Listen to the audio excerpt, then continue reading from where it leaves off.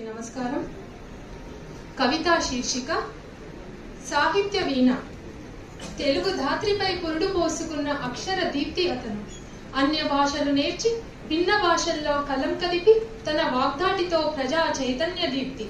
తెలుగునాట విప్లవమై వెలుగొందిన సాహితీ స్ఫూర్తి. తన కలంతో గలం వినిపించి అక్షరాన్ని ఆయుధంగా చేసుకుని నా తెలంగాణ కోటి రతనాల వీణగా ప్రకటించిన యోధుడు. గాయమైన గుండెలోని అగ్నిని గేయాలుగా మార్చిన ఘనుడు. భావం విప్లవమైతే అభ్యుదయం అతని కవిత్వం. నిరుపేదల గుండెల్లో చెరగని ముద్రతో చిగురించిన ఉన్నతుడు. అన్య భాషల్లో ఉన్న అక్షరాన్ని ఔపోసన పట్టి తెలుగు జాతికి ధారపోసిన సాహితీ కృషికుడు. అతని కలం నుండి జాలువారిన ఒక్కో పదం జాతి జనుల గుండెల్లో శంకారావం. భావం స్వతంత్రమైనప్పుడు కలం స్వేచ్ఛాబావుట. ప్రతిధ్వనించే కవిస్వరం ప్రేమైక బాష్పాలతో అల్లిన కథలు. బొగ్గు చేతిలో ఇముడ్చుకున్నప్పుడు జైలు గోడలు ఖండకావ్య పొత్తాలై నిలిచాయి.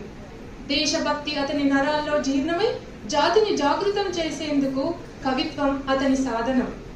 పీడిత ప్రజలపై హృదయాంతరాల్లో ప్రేమ నిక్షిప్తమై మతం కాదు మానవత్వం కావాలన్నాడు. విప్లవాగ్నికి ఆహుతై నివాళులు పొందిన మనీషి.